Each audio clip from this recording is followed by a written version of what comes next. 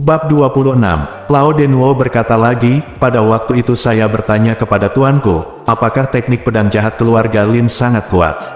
Mengapa Sekte King Cheng berlatih begitu keras, dan kemudian berkata, Denwo, Anda masuk sebelum keluarga saya telah berada di sungai dan danau selama bertahun-tahun, apakah Anda pernah mendengar dalam seni bela diri, bagaimana Anda mengomentari seni bela diri Lin Zenan, kepala dari Biro Pengawal Fu Wei? Saya berkata, teman-teman saya di seni bela diri mengatakan bahwa Lin Zenan memiliki tangan dan tangan yang lebar. Teman saya cukup setia, semua orang setuju dengannya dan tidak menyentuh anak panahnya. Adapun keterampilan tangannya yang sebenarnya, saya tidak tahu banyak tentang itu. Guru berkata, ya, Biro Pengawal Fu Wei telah makmur tahun-tahun ini, tetapi itu adalah teman di dunia. Kebanyakan dari mereka memberikan wajah. Pernahkah Anda mendengar bahwa Tuan Guan Zuyu, Chang Qingzi, jatuh di bawah pedang jahat Lin Yuantu ketika dia masih muda? Saya berkata, Lin Yuantu, apakah itu ayah Lin Zenan? Tuan berkata, tidak, Lin Yuantu adalah Lin kakek Zenan, dan dia mendirikan agen pengawal Fu Wei. Saat itu, Lin Yuantu menciptakan agen pengawal dengan 72 teknik pedang untuk menangkal kejahatan, dan dia benar-benar tak terkalahkan dalam melawan dunia bawah. Melihat bahwa dia terlalu agung, itu pahlawan juga mendatanginya untuk berkompetisi dalam seni bela diri. Jadi Chang Qingzi kehilangan beberapa gerakan di bawah teknik pedangnya yang mendisiplinkan kejahatan. Saya berkata, dengan cara ini, teknik pedang yang mendisiplinkan kejahatan memang sangat kuat. Master berkata, masalah kehilangan Chang Qingzi dirahasiakan oleh kedua belah pihak, jadi tidak ada seorang pun di seni bela diri yang mengetahuinya. Senior Chang Qingzi dan tuanmu adalah teman baik. Dia pernah memberitahu tuanmu bahwa dia pikir itu adalah seumur hidupnya. Dia malu dan dipermalukan, tetapi dia berpikir bahwa dia bukan tandingan Lin Yuantu, dan balas dendam ini akhirnya sulit untuk dibalas. Tuanmu pernah membongkar teknik pedang jahat bersamanya, dan ingin membantunya menemukan kekurangan dalam teknik pedang ini. Tetapi 72 teknik pedang tampaknya biasa, tetapi ada banyak misteri yang tersembunyi di dalamnya yang tidak dapat ditebak orang lain.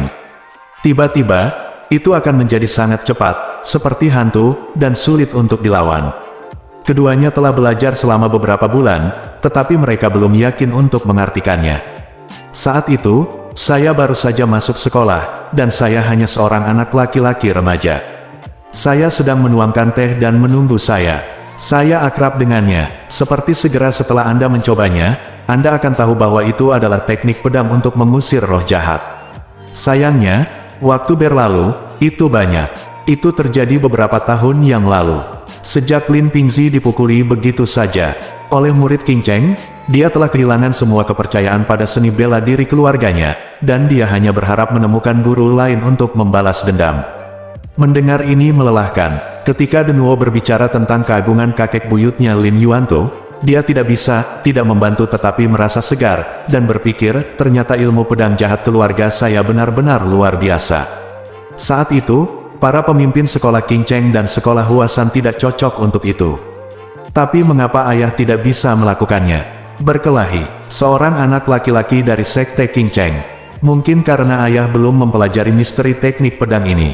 Saya hanya mendengar Lao Denwo berkata, saya bertanya kepada Master, Senior Chang Qingzi kemudian membalas dendam ini. Dia adalah pahlawan senior yang dikagumi oleh semua orang di dunia seni bela diri. Tetapi Chang Qingzi adalah seorang pendeta muda Tao, yang baru saja memulai debutnya. Apakah ini untuk anak laki-laki yang kalah dari seniornya? Setelah tuanmu membujuknya, kamu tidak akan menyebutkan masalah ini lagi nanti. Chang Qingzi meninggal pada usia 36. Mungkin dia tidak bisa melepaskan masalah ini dan berakhir depresi. Setelah beberapa dekade, Yu Changhai tiba-tiba memimpin sekelompok murid untuk berlatih teknik pedang jahat bersama. Apa alasannya, Denwo? Menurutmu apa alasannya? Pedang di kuil Song Feng, semua orang terlihat serius. Mungkinkah Tuan Yu akan menemukan nasib buruk pengawal Fu Wei untuk membalas dendam generasi sebelumnya? Tuan itu mengangguk dan berkata, saya juga berpikir begitu. Chang Qingzi sangat berpikiran sempit dan memiliki harga diri yang tinggi. Fakta bahwa dia kalah dari pedang Lin Yuantu pasti membuatnya sangat sedih. Kemungkinan besar dia memiliki keinginan untuk Yu Changhai ketika dia sekarat. Lin Yuantu meninggal sebelum Chang Qingzi, Yu Changhai ingin membalaskan dendam gurunya, Jadi dia harus pergi ke putra Lin Yuantu, Lin Zongqiong, tetapi untuk beberapa alasan, dia tidak melakukannya sampai hari ini. Pemerintah kota Yu Changhai sangat dalam, dan dia akan pindah setelah membuat rencana kali ini. Akan ada pertarungan besar antara faksi Qing Cheng dan Fu Wei Escort. Petik 2. Saya bertanya kepada tuannya, menurut Anda, siapa pemenang pertempuran ini? Detailnya, tetapi kebanyakan tidak sebaik Naisu. Satu kemajuan dan satu kemunduran, ditambah faksi Qing Cheng dalam kegelapan dan pengawal Fu Wei terbuka. Sebelum mereka bergerak, pengawal Fu Wei telah kehilangan 70%. Jika Lin Zenan telah mengetahui berita sebelumnya, dan mengundang Raja Pedang Emas Loyang Yuanba untuk membantu, maka kita masih bisa bertarung. Denuo, apakah kamu ingin pergi dan menonton kegembiraan? Untuk pertahanan diri, Lu Deyu berkata, "Hei, bagaimana mungkin Master tahu bagaimana menggunakan teknik pedang sekolah Qing Cheng?" Ya, saat itu, Chang Qingzi menggunakan sekolah Qing Cheng teknik pedang untuk berurusan dengan patriark dan kakek kita. Teknik pedang jahat, Master telah melihatnya di samping. Lao Denwo berkata, "Adik laki-laki ke-6, tuan dan asal-usul seni bela diri orang tuanya, kami para murid tidak perlu berspekulasi. Guru juga memerintahkan saya untuk tidak memberitahu sesama murid, agar tidak membocorkan rumor. Tetapi yang lebih muda saudari junior memang pintar, tapi biarkan dia mencari tahu pesannya, ganggu guru untuk mengizinkannya pergi bersamaku. Kami berdua berpura-pura menjual anggur di luar kota Fuzhou, dan pergi ke Fu Wei Escort untuk memeriksa pergerakan setiap hari. Saya tidak melihat apa-apa lagi, tetapi saya melihat Lin Zenan mengajari putranya Lin Zenan.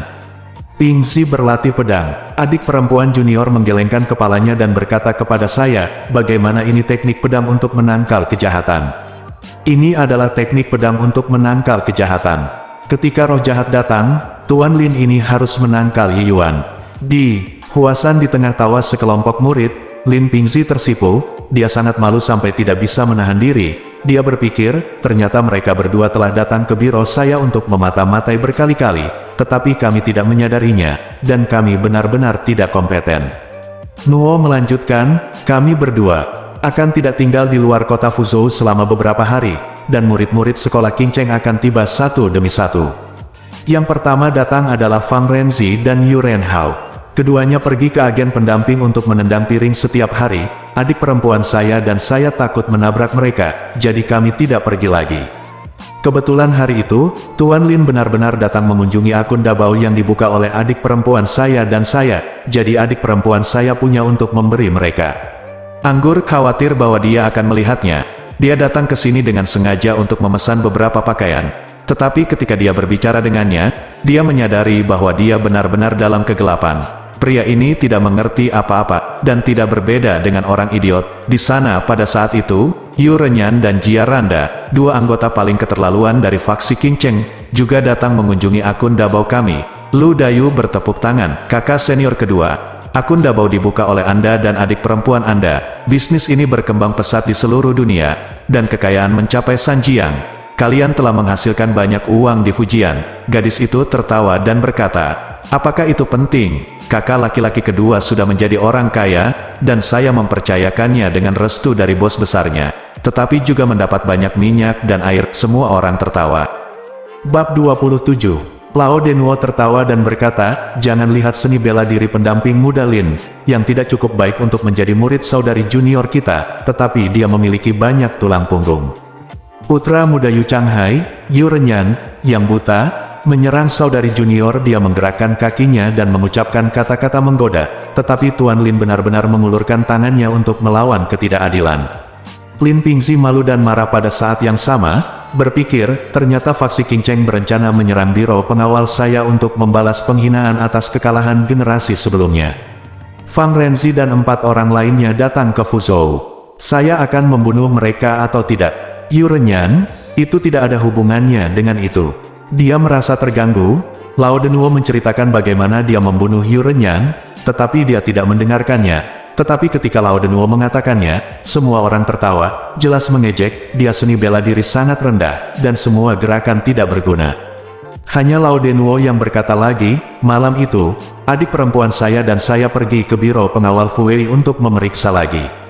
Saya melihat bahwa Yu Guanzu memimpin Hou Renying, Hong Renxiong dan lebih dari 10 murid senior telah tiba. Kami khawatir kami akan dibunuh oleh faksi Qing Cheng. Beberapa orang memperhatikan bahwa mereka berdiri dari kejauhan untuk menyaksikan kegembiraan, dan melihat bahwa mereka membunuh para pemimpin pengawal dan pasukan di biro satu persatu, dan semua pemimpin pengawal yang dikirim oleh biro pengawal ke meminta bantuan juga dibunuh oleh mereka, mayat satu persatu. Saya mengirimnya kembali, dan tangannya benar-benar ganas. Saat itu, saya pikir, pendahulu Qing Cheng, Chang Qingxi, dikalahkan dalam pertarungan pedang dengan Lin Yuantu, dan Yu Guan ingin membalas ini, jadi dia hanya harus bertarung dengan Lin Zenan dan putranya dan mengalahkan mereka. Artinya, mengapa mereka menyerang begitu kejam? Itu pasti untuk membalas dendam Yu Renyan.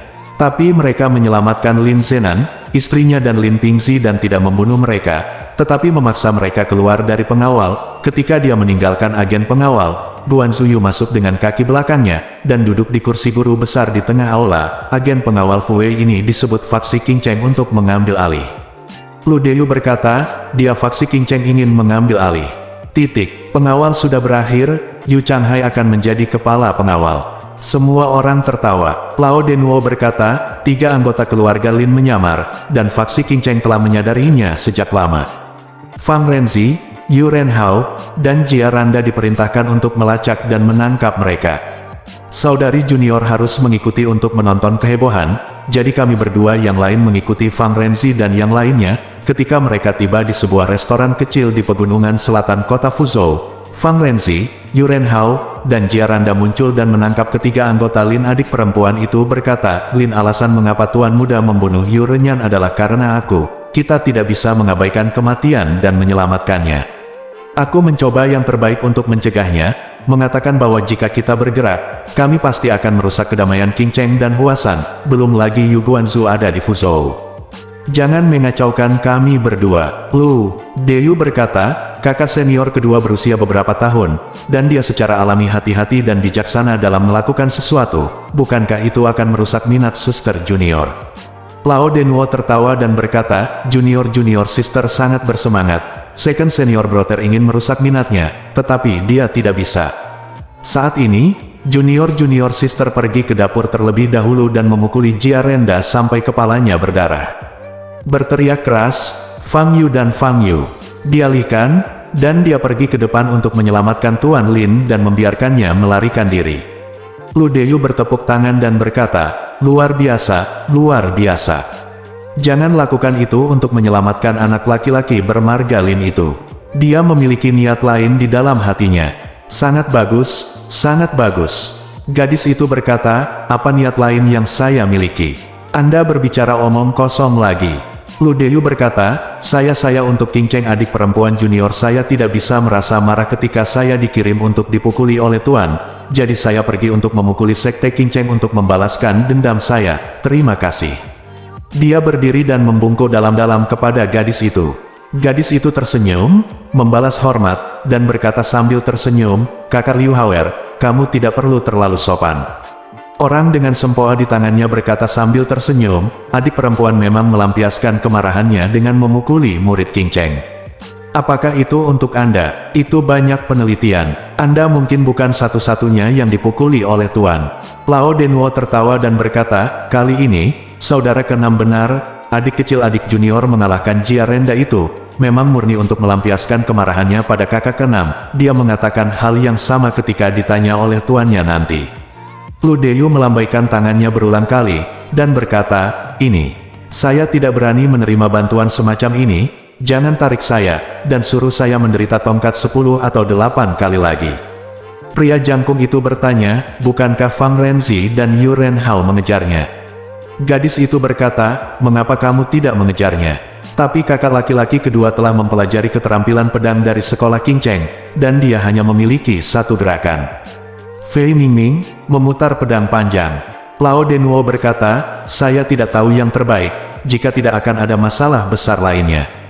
Jika saya hanya mengandalkan kungfu sungguhan, saya mungkin tidak dapat melawan Fang Yu dan keduanya.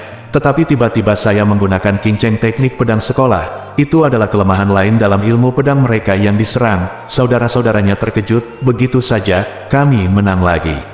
Semua murid berdiskusi satu demi satu, mengatakan bahwa Tuan pasti sangat senang ketika dia tahu tentang ini. Pada saat itu, suara hujan seperti kacang polong, dan semakin besar. Saya melihat sepasang keranjang pangsit diambil dari hujan, dan pergi ke atap kedai teh untuk beristirahat untuk bersembunyi dari hujan. Orang tua yang menjual pangsit mengetuk irisan bambu, dan air di dalam panci mengepul panas di tanah. Murid kelompok Huasan sudah lapar, dan ketika mereka melihat pangsit-pangsit, mereka semua memiliki wajah bahagia. Ludeyu berteriak, "Hei, masak 9 mangkuk pangsit untuk kita, dan tambahkan telur."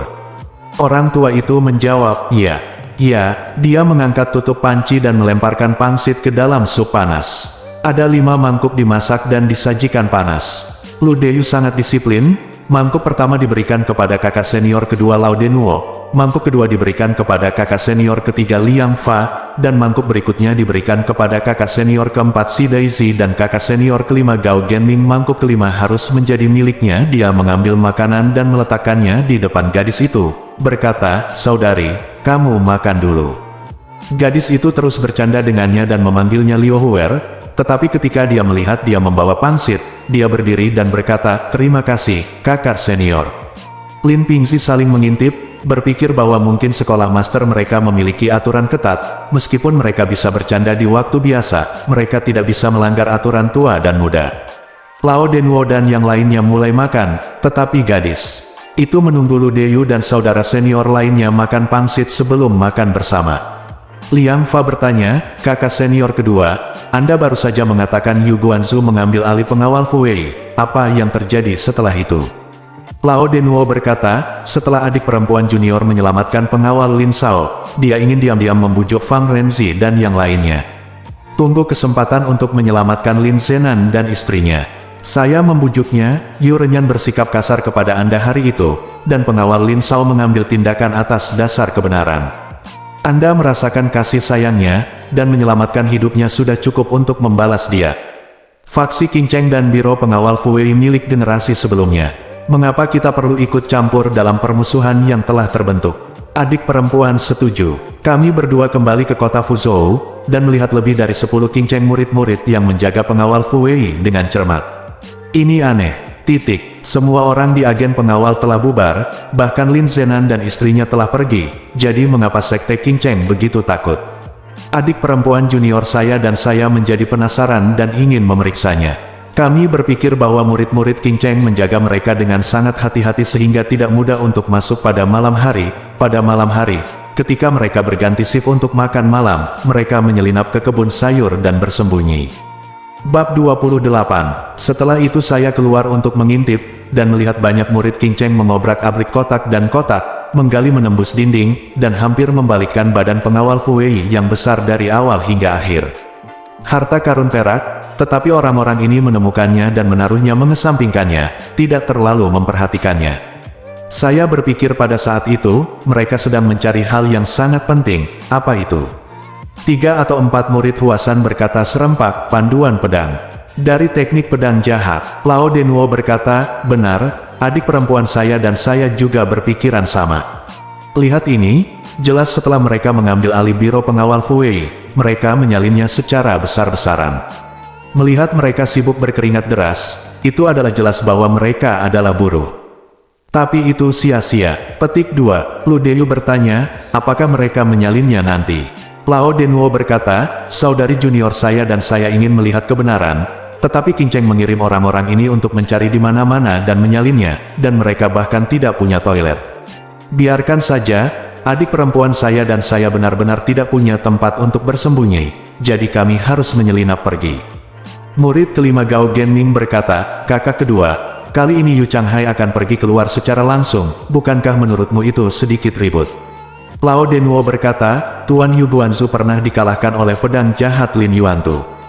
Orang luar tidak tahu apakah Lin Zenan adalah keturunan yang tidak layak atau tuan yang kuat. Siapa yang memenangkan leluhur? Jika Yu Guanzu mengirim beberapa murid untuk menemukan Liang Zi sendirian, itu akan menjadi masalah besar. Dia pergi sendiri, mengawasi dan memimpin semua muridnya untuk berlatih pedang sebelumnya, dan dia pergi dengan persiapan, yang bukan masalah sepele. Tapi saya bisa melihat dari ekspresinya, Kali ini dia datang ke Fuzhou, balas dendam adalah yang kedua, tetapi tujuan utamanya adalah saya mendapatkan manual pedang itu. Murid keempat si Daisy berkata, kedua kakak senior, Anda melihat mereka berlatih teknik pedang jahat bersama di kuil Songfeng, karena Anda sudah menguasai teknik pedang ini, mengapa repot-repot mencarinya lagi? Manual pedang ilmu pedang, mungkin Anda mencari yang lain. Lao Denwo menggelengkan kepalanya dan berkata, tidak. Selain rahasia seni bela diri, apalagi yang ingin dia dapatkan untuk seorang ahli seperti Guanzu? Kemudian, di Yusan, Jiangqi, adik perempuan junior saya dan saya melihat mereka lagi. Saya mendengar Guanzu Yu menanyai para murid yang datang dari Zhejiang dan Guangdong untuk melapor, dan bertanya apakah mereka telah menemukan benda itu. Saya menemukannya. Si Daisy masih bingung, menggaruk kepalanya dan berkata, mereka jelas tahu cara menggunakan cara ilmu pedang ini, tetapi mengapa mereka mencari manual pedang ini? Benar-benar aneh. Lao Denwo berkata, kakak keempat, Anda memikirkannya, karena Lin Yuantu mampu mengalahkan Chang Qingzi saat itu. Ilmu pedangnya sangat bagus namun, ilmu pedang Chang Qingzi untuk menangkal kejahatan biasa-biasa saja pada saat itu, tetapi Guanzu Yu menyaksikannya dengan matanya sendiri hari ini. Seni bela diri ayah dan anak Lin bahkan lebih tidak penting. Pasti ada yang salah di sini. Si Daisy bertanya, apa yang salah? Lao Denwo berkata, ini tentu saja teknik pedang jahat keluarga Lin, dan yang lainnya ada serangkaian trik. Meskipun gerakan ilmu pedang tidak begitu banyak, mereka sangat kuat. Set trik ini, Lin Zenan tidak pernah belajar. Si Daisy berpikir sejenak, mengangguk dan berkata, jadi begitu. Tapi semua formula pedang diajarkan oleh tuannya. Lin Yuantu telah mati selama beberapa dekade, jadi dia menemukan peti matinya dan menggali mayatnya. Tidak ada gunanya. Lao Denwo berkata, formula pedang sekolah ini diturunkan dari guru ke siswa, tidak ditulis, tetapi seni bela diri sekolah lain dan sekolah lain mungkin tidak semuanya seperti ini. Si Daisy berkata, kakak kedua, saya masih tidak mengerti. Jika di masa lalu, masuk akal bagi mereka untuk menemukan rahasia teknik pedang jahat. Mengenal diri sendiri dan musuh, Anda akan menang dalam setiap pertempuran. Untuk menjadi lebih baik dari teknik pedang jahat, Anda harus memahami rahasianya. Tapi sekarang Jenderal Faksi King Cheng Lin Zenan dan istrinya telah menangkap Go, cabang biro pengawal Fuwei telah memilih mereka semua, balas dendam apa yang ada. Bahkan jika ada rahasia di pedang jahat teknik, apa yang akan mereka lakukan jika mereka menemukannya? Lao Denwo berkata, kakak keempat, bagaimana seni bela diri sekolah King Cheng dibandingkan dengan sekolah pedang Wu Yue kita? Si Daisy berkata, saya tidak tahu. Setelah beberapa saat, dia berkata, saya khawatir itu tidak sebagus itu.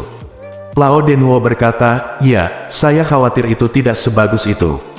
Pikirkanlah, betapa bangga dan sombongnya Yu Guanzu, bukan, apakah dia tidak ingin bangga dan menonjol dalam seni bela diri. Jika keluarga Lin benar-benar memiliki rahasia lain, itu dapat mengubah ilmu pedang jahat yang biasa-biasa saja menjadi kuat ayah. Jadi bagaimana jika Anda menerapkan rahasia ini pada ilmu pedang King Cheng? Suan Daisy tertegun sejenak, lalu tiba-tiba dia menamparkan meja dengan keras, berdiri, dan berteriak, sekarang.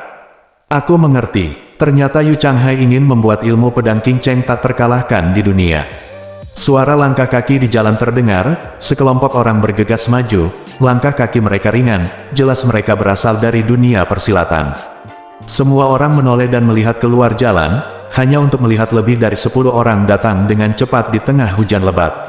Orang-orang ini semuanya mengenakan jas hujan kain minyak, dan ketika mereka mendekat, mereka dapat dengan jelas melihat bahwa mereka adalah sekelompok biarawati. Biarawati tua di depan sangat tinggi, dia berdiri di depan kedai teh dan berteriak keras, Ling Hu Chong, keluar. Lao Denwo berkata dengan lantang, lihat Tuan Paman. Master Dingyi melirik wajah semua orang, dan berteriak dengan suara kasar, di mana Ling Hu Chong bersembunyi. Cepat keluar dari sini. Suaranya sedikit lebih kasar daripada laki-laki. Lao Denwo berkata, Paman, kakak senior Ling Hu tidak ada di sini. Para murid telah menunggu di sini, tetapi dia belum datang. Petik 2. Lin Pingzi merenung, ternyata kakak laki-laki yang sudah lama mereka bicarakan bernama Ling Hu Chong. Pria ini benar-benar menyusahkan, entah bagaimana, tapi aku menyinggung biarawati tua ini lagi. Petik 2. Ding Yi menyapu matanya ke kedai teh, dan ketika dia melihat wajah gadis itu, dia berkata, apakah kamu Ling Shan? Berdandan seperti ini, menakutkan. Gadis itu berkata sambil tersenyum, ada orang jahat yang ingin mempermalukanku, jadi aku harus berpura-pura menghindarinya. Ding Yi mendengus, dan berkata, peraturan sekolah huasanmu semakin lebih longgar dan lebih longgar. Ini memanjakan para murid dan bermain-main di luar. Setelah masalah selesai, saya akan pergi ke huasan untuk menilai kebenaran. Lingshan berkata dengan cemas, Paman, kamu tidak boleh pergi. Kakak laki-laki baru-baru ini menerima 30 pukulan dari ayahku. Dia tidak bisa berjalan lagi setelah memukulinya. Beritahu ayahmu bahwa dia akan mendapat 60 tongkat lagi, tidakkah kamu akan membunuhnya? Ding Yi berkata, semakin cepat kamu membunuh bajingan ini, semakin baik. Lingshan, kamu juga datang untuk membohongi wajahku. Apa Ling Huchong tidak bisa berjalan? Dia tidak bisa berjalan, bagaimana dia bisa menculik murid kecilku? Begitu dia mengatakan, ini, semua murid huasan menjadi pucat. Lingshan sangat cemas sehingga dia hampir menangis, dan buru-buru berkata, Paman, tidak mungkin. Tidak peduli seberapa berani kakak laki-laki itu, dia tidak akan pernah menyinggung saudara perempuan senior sekte Anda. Pasti ada seseorang yang menyebarkan desas-desus dan memprovokasi di depan Paman. Ding Yi dengan lantang berkata, kamu masih ingin menyalahkan Yi Guang? Apa yang dikatakan orang-orang dari sekolah Taisan kepadamu? Seorang biarawati parubaya maju selangkah dan berkata, saudara senior dari sekolah Taisan mengatakan bahwa Master Tao Tiansong berada di kota Hengyang dan melihatnya dengan matanya sendiri. Melihat kakak senior Ling Huchong minum dengan kakak Yilin di sebuah restoran. Restoran itu bernama Huiyan Lou. Kakak junior Yilin jelas disandera oleh kakak senior Ling Huchong, dia tidak berani berhenti minum, ekspresinya terlihat sangat tertekan. Keduanya sedang minum bersama, dan itu, Tian Boguang yang melakukan segala macam kejahatan. Ding Yi sudah mengetahui hal ini, dan ketika dia mendengarnya untuk kedua kalinya, dia masih geram, dan dia mengulurkan telapak tangannya untuk menepuk meja lagi. Begitu jatuh, kedua mangkuk pangsit itu melompat, berdecak beberapa kali, dan jatuh ke tanah dan hancur. Bab 29. Semua murid huasan tampak sangat malu. Lingshan sangat cemas sehingga air mata mengalir bolak-balik di matanya. Dia dengan gemetar berkata, mereka pasti berbohong. Atau, kalau tidak, Tuan Tiansong salah menilai orang itu. Ding Yi berkata dengan keras, sekte Taisan orang macam apa? Itu Taois Tiansong. Bagaimana dia bisa salah paham dengan orang itu? Bagaimana dia bisa berbicara omong kosong? Ling Huchong, seorang bajingan, benar-benar bekerja dengan penjahat seperti Tian Boguang, kemerosotan macam apa dia? Bahkan jika tuanmu mengabaikan anak sapi, aku akan melakukannya. Anda tidak bisa dimaafkan dengan mudah. Tian Boguang, yang telah berjalan sendirian selama ribuan mil, telah menyebabkan kerusakan besar pada dunia, dan biarawati tua itu harus menyelamatkan dunia dari bahaya besar ini. Tetapi ketika saya mendapat berita dan bergegas, Tian Boguang dan Ling Huchong telah menyandera Yilin. Aku, di mana-mana aku tidak bisa menemukan mereka. Setelah dia berbicara, suaranya menjadi sangat serak, dia menghentakkan kakinya berkali-kali, dan mendesah, oh, anak Yilin ini. Berpikir, saudara guru menyeret para biarawati dari sekolah Hengshan ke restoran untuk minum, merusak reputasi para biksu. Ini sudah merupakan pelanggaran besar terhadap peraturan sekte. Jika Anda membuat berteman dengan orang-orang seperti Tian Boguang, itu akan menjadi lebih buruk. Setelah sekian lama, Lao Denwo kemudian berkata, Paman, saya khawatir kakak senior Ling Hu dan Tian Boguang hanya bertemu secara kebetulan dan tidak berteman.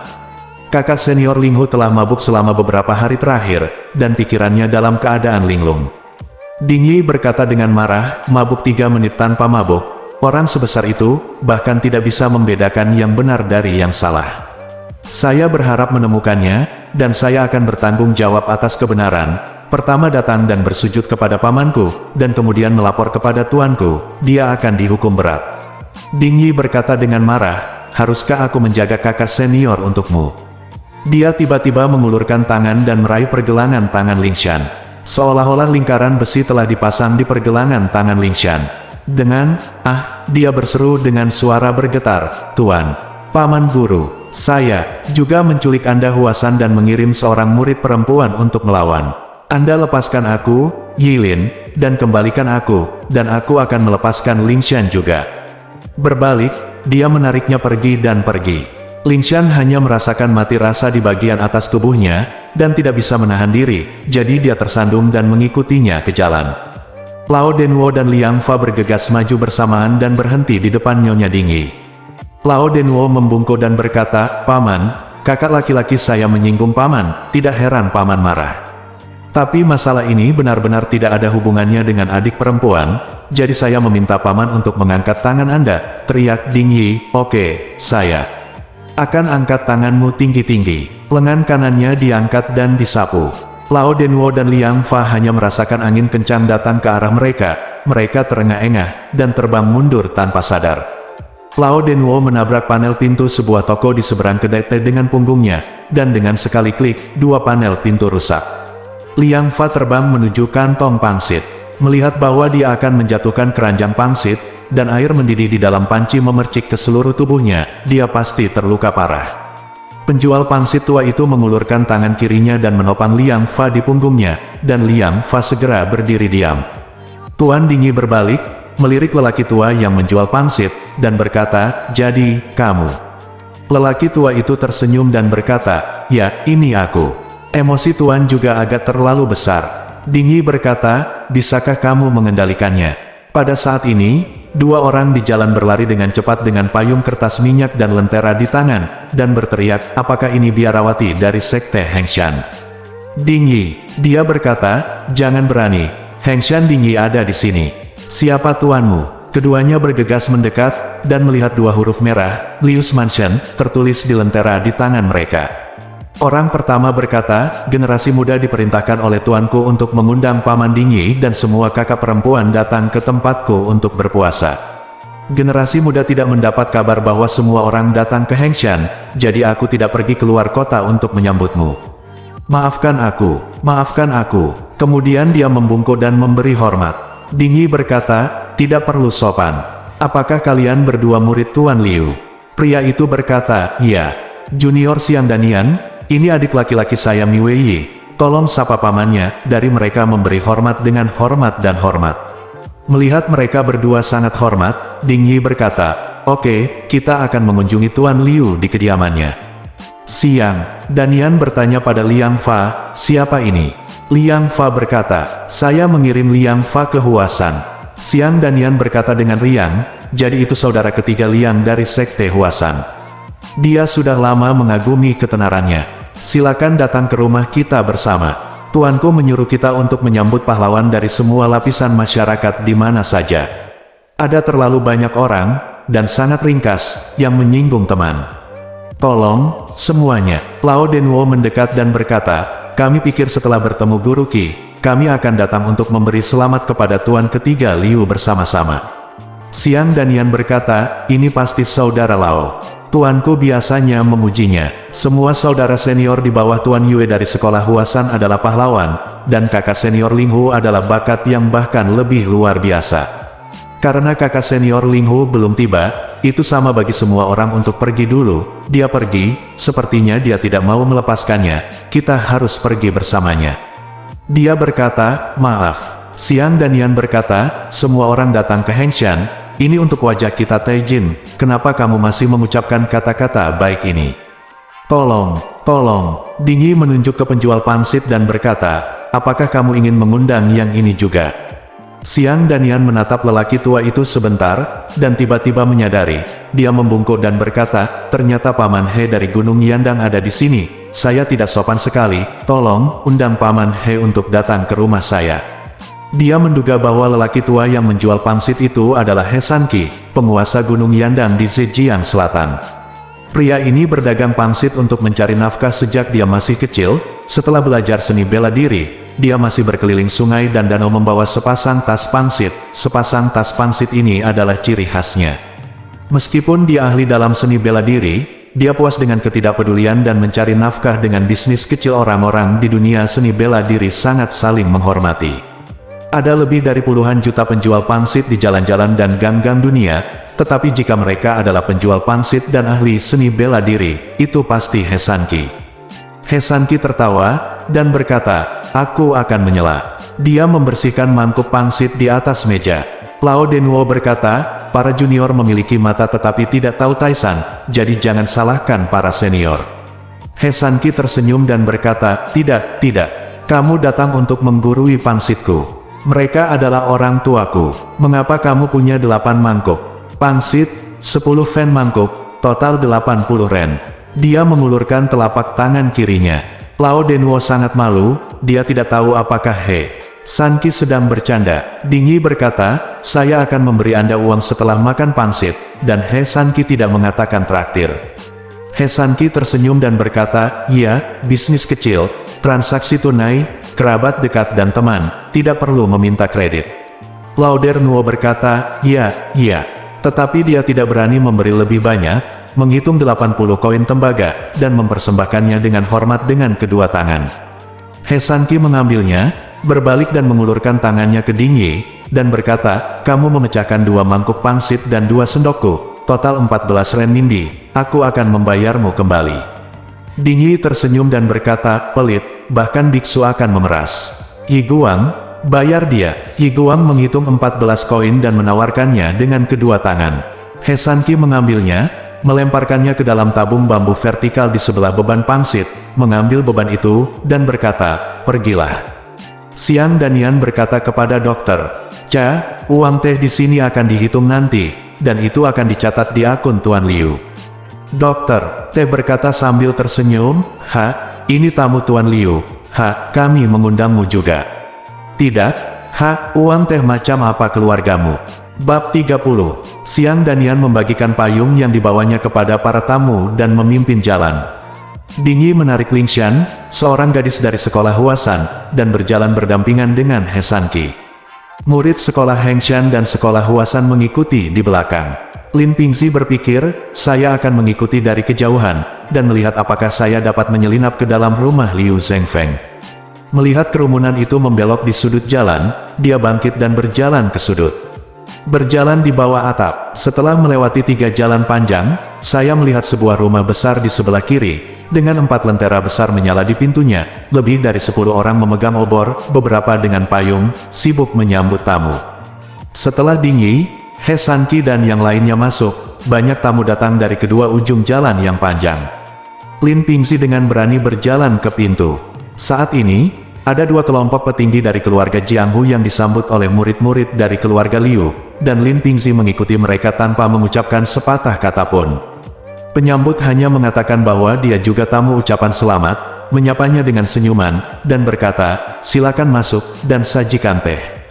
Melangkah ke aula, saya hanya bisa mendengar suara orang, dan lebih dari 200 orang-orang duduk di berbagai tempat, berbicara dan tertawa secara terpisah. Lin Pingzi yakin di dalam hatinya, berpikir, ada begitu banyak orang di sini, tidak ada yang akan memperhatikan saya, selama saya menemukan penjahat dari sekte Qingcheng itu, mereka dapat mengetahui di mana orang tua saya. Sudut gelap aula duduk di meja kecil, tak lama kemudian seorang pelayan membawakan teh, pasta, dan handuk panas. Dia melihat sekeliling dan melihat biarawati kelompok Hengshan duduk mengelilingi meja di sebelah kiri, murid kelompok Huasan duduk mengelilingi meja lain, gadis Lingshan juga duduk di sana, sepertinya Dingyi telah membiarkannya pergi. Tapi Dingyi dan He Sanqi tidak ada di antara mereka. Lin Ping melihat dari satu meja ke meja lainnya, tiba-tiba hatinya terkejut, dadanya panas, dia melihat Fang Renzi, Yu Renhao dan sekelompok orang duduk mengelilingi 2 meja.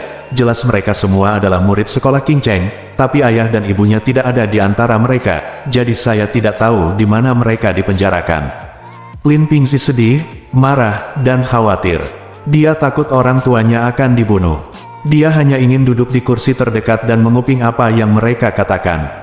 Fang Renzi dan yang lainnya melihat kekurangan, tidak hanya menyia-nyiakan semua upaya mereka, tetapi juga mengancam akan membunuh mereka. Pada saat ini, tiba-tiba ada keributan di pintu, dan beberapa pria berpakaian hijau bergegas membawa 2 panel pintu. Ada 2 orang tergeletak di panel pintu, tubuh mereka ditutupi kain putih, dan kain itu berlumuran darah. Ketika semua orang di aula melihatnya, mereka bergegas untuk melihat lebih dekat. Seseorang berkata, ini dari sekte Taisan. Taois Tiansong dari sekte Taisan terluka parah, siapa yang lain? Itu adalah murid dari Tianmen Tao, kepala sekte Taisan. Nama belakangnya Qi, adalah dia mati. Dia sudah mati, lihat pisau yang dipotong dari dada ke belakang, bukankah dia sudah mati? Di tengah keributan orang banyak, yang mati dan yang terluka dibawa ke aula belakang, dan banyak orang mengikuti.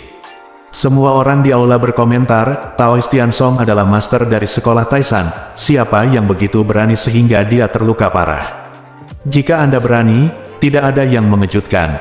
Di tengah diskusi di aula, Xiang dan Yan bergegas keluar, berjalan ke tikar yang dikelilingi oleh murid Huasan, dan berkata kepada Lao Denwo, "Saudara Lao, tuanku punya undangan." Lao Denwo menjawab, "Iya." Dia berdiri, mengikutinya ke ruang dalam, berjalan melewati sebuah koridor panjang, dan sampai di aula bunga. Saya melihat 5 kursi Grandmaster pertama berdampingan, 4 di antaranya kosong. Hanya seorang Taoist berwajah merah kekar yang duduk di sebelah timur. Lao Denwo tahu bahwa 5 kursi Grandmaster ini adalah untuk 5 master dari 5 sekte pedang suci, pemimpin dari 4 sekte pedang Songshan, Hengshan, Huasan, dan Hengshan tidak muncul. Pendeta Tao berwajah merah adalah kepala sekte Taisan, Tao Tianmen. 19 senior seni bela diri duduk di kedua sisi, guru Dingyi dari sekolah Hengshan, Yu Changhai dari sekolah Qingcheng, dan He Sanqi dari Gunung Yandang di selatan Zhejiang. Duduk di sebelah kursi utama adalah seorang pria parubaya pendek gemuk yang tampak seperti orang kaya dengan jubah sutra kepompong merah marun. Itu adalah pemilik Liu Zhengfeng. Lao Denwo pertama-tama membungkuk kepada tuannya Liu Zhengfeng, dan kemudian membungkuk kepada pendeta Tao Tianmen, berkata, "Murid Huasan." Lao Denwo mengetuk Tuan Tianmen. Hari itu pendeta Tao penuh amarah, seolah-olah kemarahan besar yang membara di hatinya hendak meledak. Dia menepuk tangan kirinya dengan keras di sandaran tangan kursi Taisi, dan berteriak, "Di mana Ling Huchong?"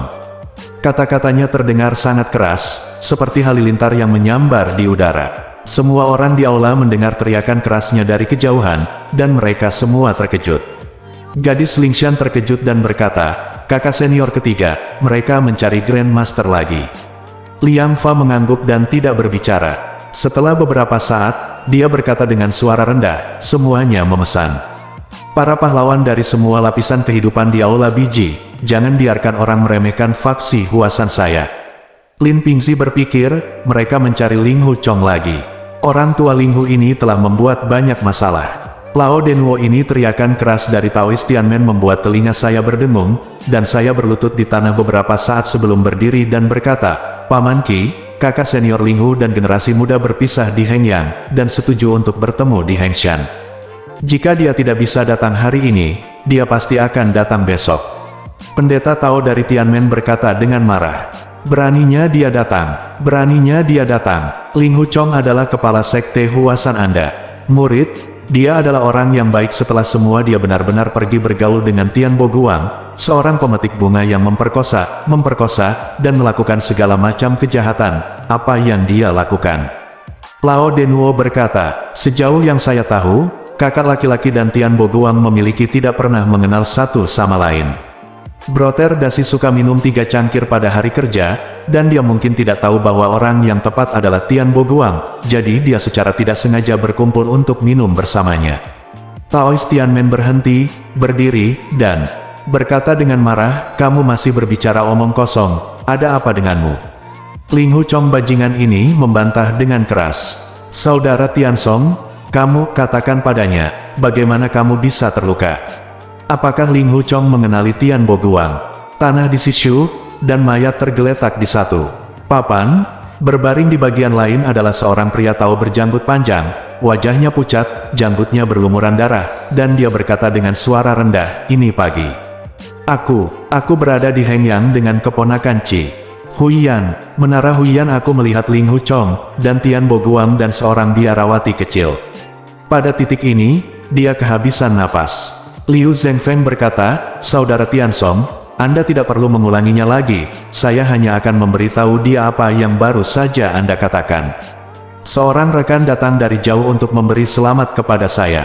Saya sangat berterima kasih kepada saudara Yue dan semua keponakan atas kebaikan mereka. Aku hanya tidak tahu bagaimana keponakan Ling Hu dan Tian Boguang berkenalan. Kita harus mencari tahu kebenarannya. Jika itu benar-benar keponakan Ling Hu, tidak, sekte pedang Yue kita awalnya adalah sebuah keluarga, jadi kita harus bujuk dia dengan hati-hati." Pendeta Tao dari Tianmen berkata dengan marah, "Mengapa membujuknya? Bersihkan sekte dan ambil kepalanya. Liu Zhengfeng berkata, kakak laki-laki Yue selalu memiliki peraturan sekolah yang sangat ketat. Sekolah Huasan selalu memiliki reputasi kelas 1 di Jianghu, tetapi kali ini keponakan Ling Hu bertindak terlalu jauh. Pendeta Tao dari Tianmen berkata dengan marah, kamu masih panggil dia, keponakan yang bajik. Berbudi luhur, berbudi luhur, berbudi luhur, berbudi luhur, sungguh kentut. Ketika dia mengucapkan sepatah kata pun, dia merasa bahwa berbicara tidak senonoh di depan seorang biarawati, Ding Yi, akan kehilangan statusnya sebagai tuan, tapi karena itu, tidak mungkin untuk mengambilnya kembali dengan suara, Bo, dia menghela nafas dengan marah dan duduk di kursi. Lao Denwo berkata, Paman Liu, apa kebenaran tentang masalah ini, tolong beritahu saya. Bersambung.